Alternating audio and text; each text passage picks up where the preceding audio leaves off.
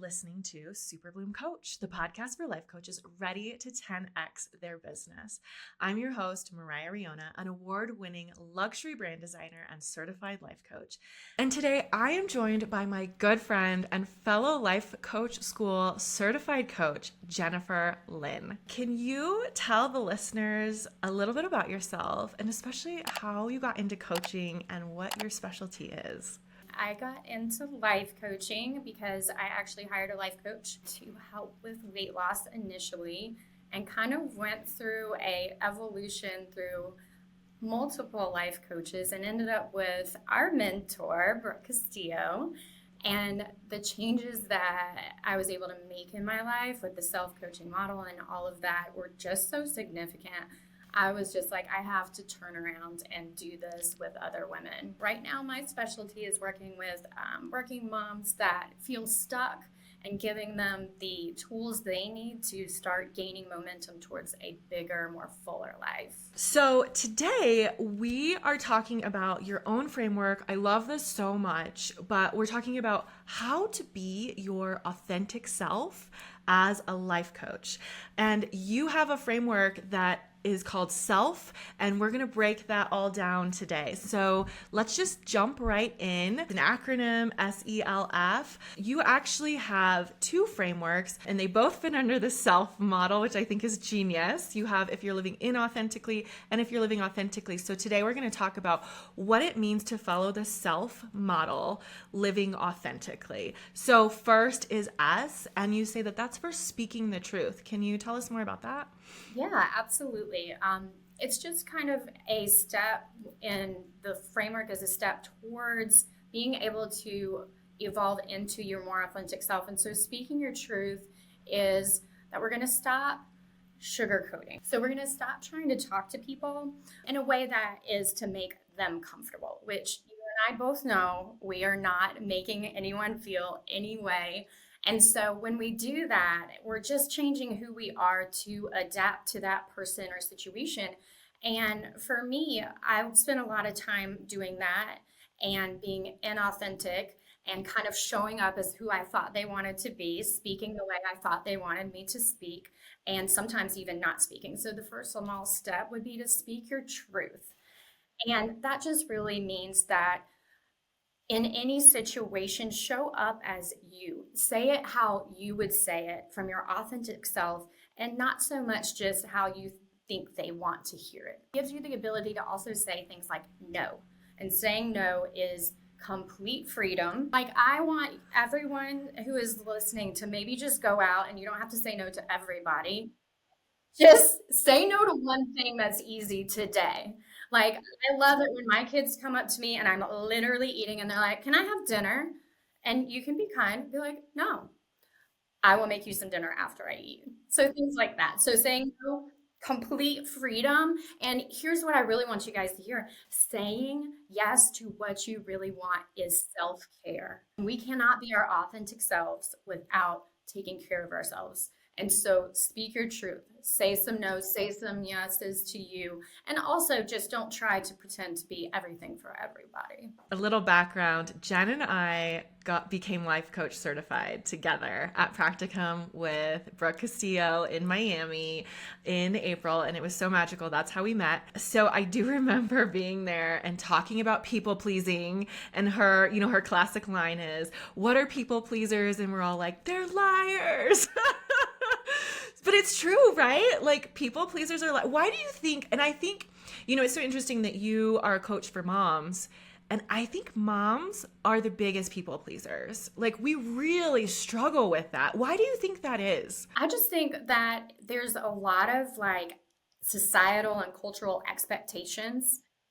I think we're way behind our own times in evolving to what makes sense for today's life, because as soon as being a working mom became like more of a norm, we still drug along the archaic, like we have to do all the other things. And so we have created a expectation that is pleasing everybody, taking care of all aspects of life. And while it sounds really, really sweet, we're doing it to our detriment, which really And honestly, no one has asked us to do that. Oh, that's true, right? It's this unspoken, we have an expectation of ourselves, right?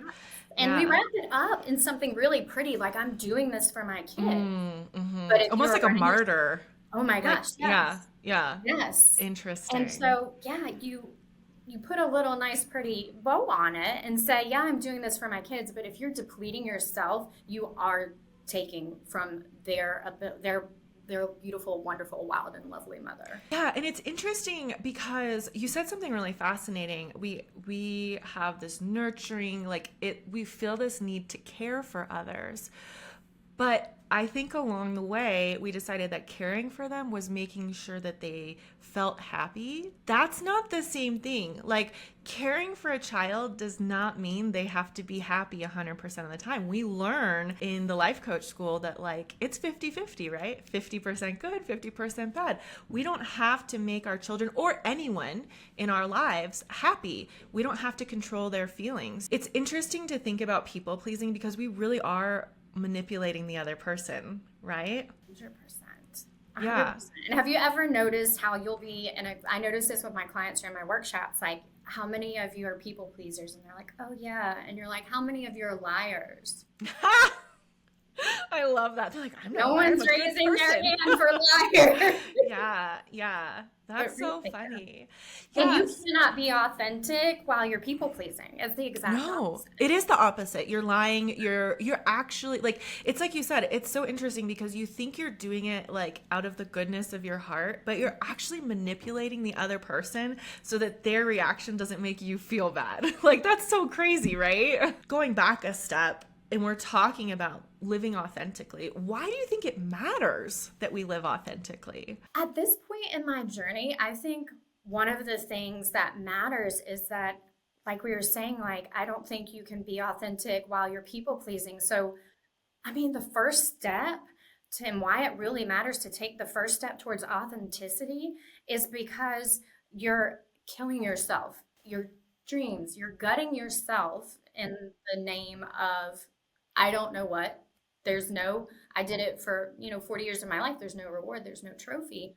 It matters because we cannot be our most evolved, amazing, feminine, for me, for my clients, I work with women, selves, if we are being inauthentic because we are misaligned. So it matters to be in alignment because when you have certain values that you have and you are living in a reflection of what other people want to be, that misalignment creates all kinds of tension and nothing good at the end of the day. So it matters because we need to be able to show up. Like that's what you do for your kids. That's what you do for your family. That's what you do for your community. And for this particular audience, this is what's keeping you from being the 100% full out business owner coach that you could be. Yeah, and it's funny because thinking about being authentic, it's like the more authentic I am with the way I share myself online, it feels very vulnerable, correct? But I attract better and better people the more authentic I am. Like better people for me. And this isn't children, right? This isn't people pleasing for my children. It's finding clients for my business. Like they're better for me, better for my business. I can serve them better when I'm authentically myself, the people I attract that way. And you can't, going to your theme of 10xing, you cannot 10x a business that has a bunch of not ideal clients junking it up because you're attracting or trying to attract everybody. Gosh, and even speaking of that, like not just the clients, if you yourself are not authentic, you'll never 10x because you won't be living into your personal full potential. You'll be trying to mimic somebody else. Yes, and that will be called out on social media like so fast. So you'll end up with not attracting anyone on some level because people are looking for that. They're looking for the person that like I get every time what I expect to get. Like they know your values by what they've seen, not what they've read on your website. Yes, I love that. So moving on to the next part of your self framework is the letter E, which you have embrace what lights you up, and I love this. So can you speak more about that? I love it too. It makes me smile. Mostly because I'm thinking about the things that light me up. This is the most fun step. And because it's tapping into your wants and desires. So really it's about paying attention to what makes you feel good. Like some people have been people pleasing and inauthentic so long that they're like, I don't even know what I want. I can't even define myself.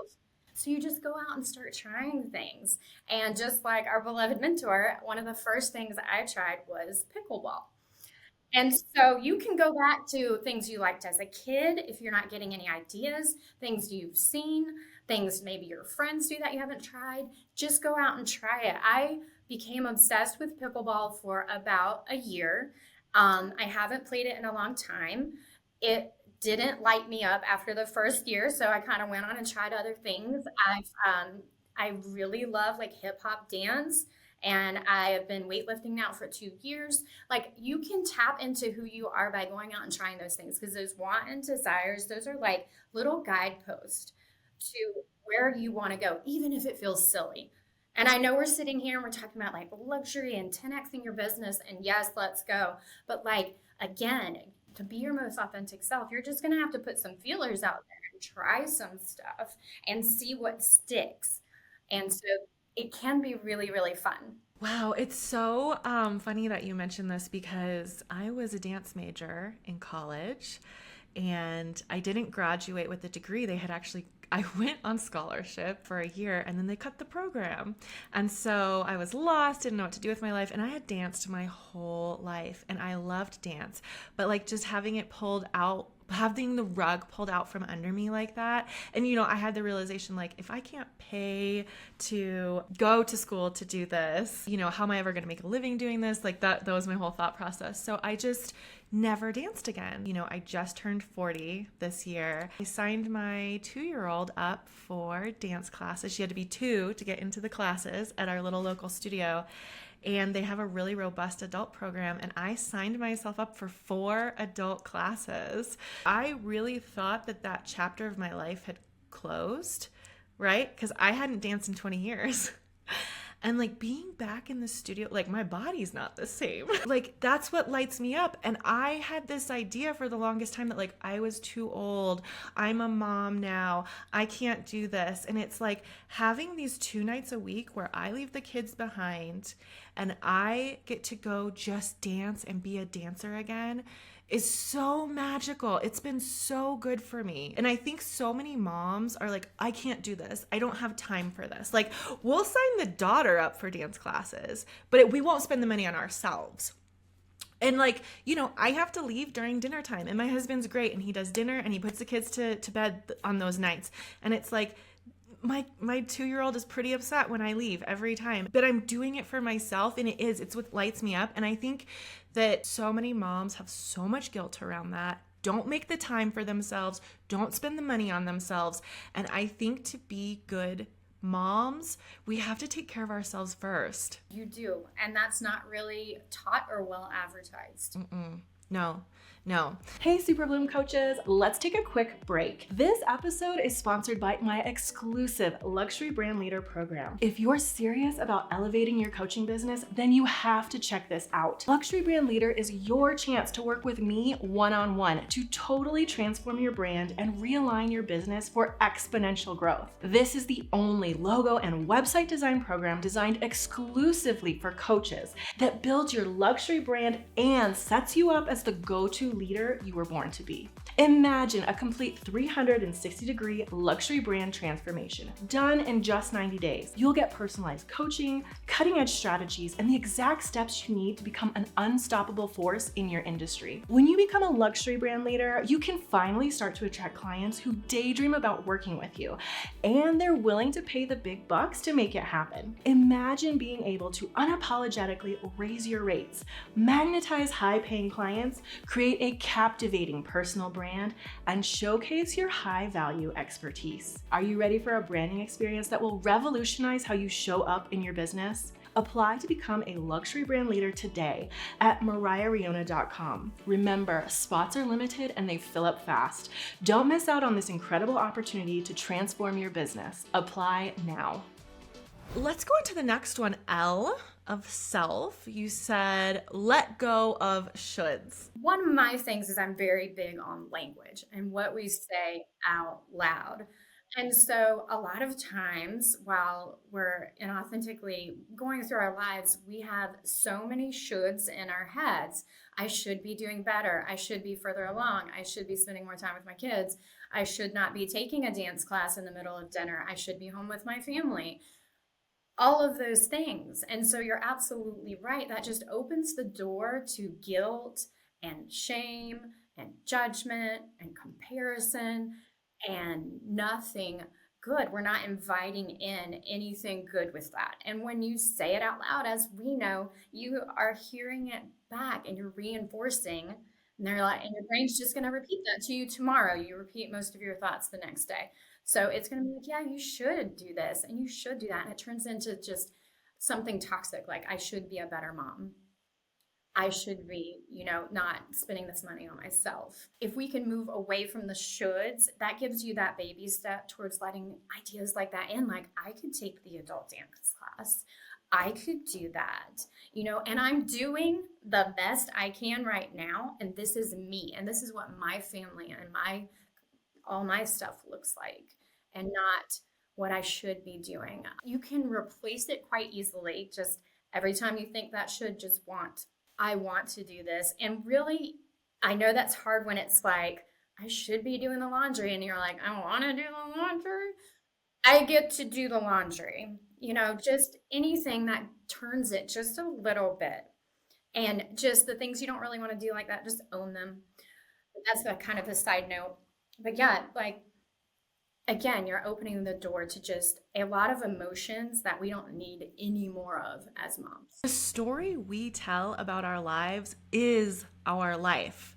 Like, it's just the story we're telling, and we can just completely change the story one day. So it is so important, the language that you choose to tell your life story with, right? This mom guilt is so prolific, and I have dealt with it so much. And I think it is this should. Like, I think mom guilt is equal to the I should, or I should be doing, or whatever. Why do we do this to ourselves? Again, I think this goes back to a lot of the stuff that was just like is societal expectation. It's this internal expectation that someone handed us this thought one day and we picked it up and we never even were aware consciously of signing up for this thought. And that's why I think life coaching is just changing. And that's what you can do for your clients as well, is that you're just providing a little bit of awareness so they can examine that thought. And so I think it really is a lot of just, again, the expectations, the societal, just the structure that we've gone, and we adopt these thoughts and we don't think anything of it. And that's why I like to tell my clients, I'm like, you don't want to hear it, but you're signing up for this over and over and over again. I think sometimes we have the like, I should be doing this, and it makes us feel like we're moving closer towards ticking off the thing on the to-do list, but you're not getting anything done. It's almost like when I wake up in the middle of the night and I'm like, oh, I didn't write that email. And so like, I'll spend 30 minutes writing it in my head before I can fall back asleep. But then the email's still not written, right? So it's like we have this like false idea that like being hard on ourselves about the things that we should be doing or haven't accomplished yet, or like sort of like being hard on ourselves for like, oh, you could do better, right? Like we think that it's pushing us to get better, but it's not. It's doing the opposite. 100%. And it's never motivating to focus on what you're not doing, and should is just a really cute way of saying, I'm not doing this. Yeah, it's so true. I like how you said it's a really cute way. But you know what's really fascinating is it's all about the energy, right? And I love what you said earlier about like just change it to want, because it totally changes the energy. I'm somebody who practices gratitude a lot, and it's like, I don't want to do the laundry, but if I can think about like, yeah, I want to do this laundry because I love all the beautiful clothes that I've bought myself. I feel very grateful to be able to do that. I love getting my kids dressed up in the morning. I love having ease to do that in the morning. Like, that's so different than being like, I'm a bad mom because all the laundry's sitting in the laundry basket still. We go grab the glass of wine and the laundry is still there. So right. It never equals calls and action. No, but we think we're pushing ourselves in the right direction, and we're just blocking ourselves. So, looking ahead, I love your last one, the F. So, the F of self for living authentically is to F what they think. So this one is obviously F what they think. Like, authenticity is so much about letting go of what other people think. And this is probably not the first time you've heard this. I mean, you've probably even talked about this before on your podcast. Like, we've heard this over and over, and intellectually, like, yeah, I know that it would be beneficial if I didn't spend my day worrying about what other people think. And I'm not saying like you literally don't care and we're disrespectful and all that. I'm saying like for your benefit, because it's not getting anything done. You're just spinning in it. And like I told my 16-year-old yesterday, I was like, I don't need you to spin in this feeling. I need you to move through this feeling. Because then we get to the actions, right? You're not making the post, you're not making the offer, you're not doing the things, you're not showing up for your calendar because you're so worried ahead of time and overthinking about what will they think? What will they do? Do they think this is this or that? Or what will they think? And again, that goes back to like, stop trying to be something for somebody else. They're not buying a reflection of somebody else's opinions. And by the way, there's like 1 billion people with 1 million opinions. They want you. And the only way they can get you is to stop worrying about all of them. I saw somebody that I follow, a coach I follow on Instagram. I had not been showing up on Instagram for a long time. And she made a post about how you're not posting because you're worried what your cousins are going to think. And I, coming from a big Irish Catholic family, like half of my followers, not half because I have 10,000, but like a good chunk of my followers are my cousins. And I was like, oh my God, like it really hit home. And I was like, why do I care what my cousins think about my social media posts? Because they're never going to buy from me. I don't want them to. They're my cousins. I love them in a different way. Like they're not clients. Like I'm not there to serve them. Like if they don't like what I'm posting, they can leave. You know, they can unfollow because my Instagram is not there for them. They decided to follow me there, but my Instagram is to find my people. Right. And they're not my people. Business. Yeah. It's not our hobby. It was so funny. So like, just because it was literally the thought that I was like, oh yeah, my cousins. I recently bought a sticker and I absolutely love it. And it says, don't forget to pretend to have your shit together for strangers on the internet today. Oh my God, yes.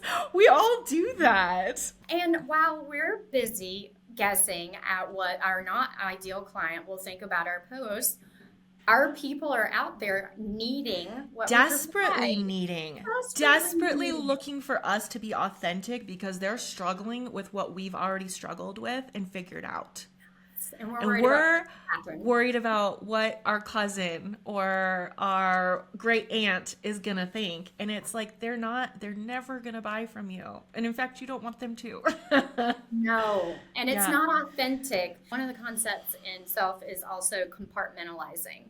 Like, if you are over here one type of person and you go over here and another type of person, you're over here another, like it's exhausting. Yeah. And so when you do that, when you try to be like, well, on this, because they're not following me, I'll be like really myself. But over here, I know they follow me, so I'm going to kind of tone it down. Yeah. Mm-hmm. What are we doing? Yeah. It's interesting because I talk about this a lot like in marketing, but there's this concept and in branding, there's this concept of attract and repel. We're so afraid of like repelling people by being our authentic selves. And one of the best things you can do from a branding perspective is to repel people so that you're attracting the right people. As my business grew, like I realized I was still getting leads and stuff that were not a good fit. It was really unfortunate because I would find that out on a consultation call, right? So it's like I've wasted an hour of my time and then I come to find out that it's not a good fit, right? So then I found out about this whole concept about attract and repel. And it's like, as much as I want to attract the right client, I want to repel everyone who's not, because it's a waste of my time. It was filling up my inbox with people who were never going to buy. I was actually spending time on calls, my precious time that I could be working with good clients. Yeah, I really like this idea of, F what they think, repel them. because it's not your people. Like my coach was telling me, like, she was like, you have to alienate somebody. Yes. Because Sure. if you're not alienating anyone, like we were conditioned to be people pleasers, play nice, Yes. be sweet, Help everyone. help out, right? Like our brothers didn't get the be sweet, play nice. We're conditioned to be people pleasers. What happens is if you don't alienate people, especially as a business owner, as a personal brand, you are not taking a stand. You're just generic. Nobody cares about you because you are not standing for something. But when you take a stand for what you believe in, when you show up authentic in your values, you're going to alienate a lot of people. And that's okay because the right people will be attracted to you. Yeah. And not only will they be attracted to you, they'll be very like loyal and they'll feel very like aligned and connected with you because you're standing up for what they believe in. So, yeah. They're like, she's not afraid to say it. Well, thank you so much for sharing your framework. Do you have anything else about self that you would like to share with the audience? I just think I just really want to repeat how incredibly important it is to start making these moves. I think that when you start doing the little things, you're going to notice that this was a bigger obstacle than you realized.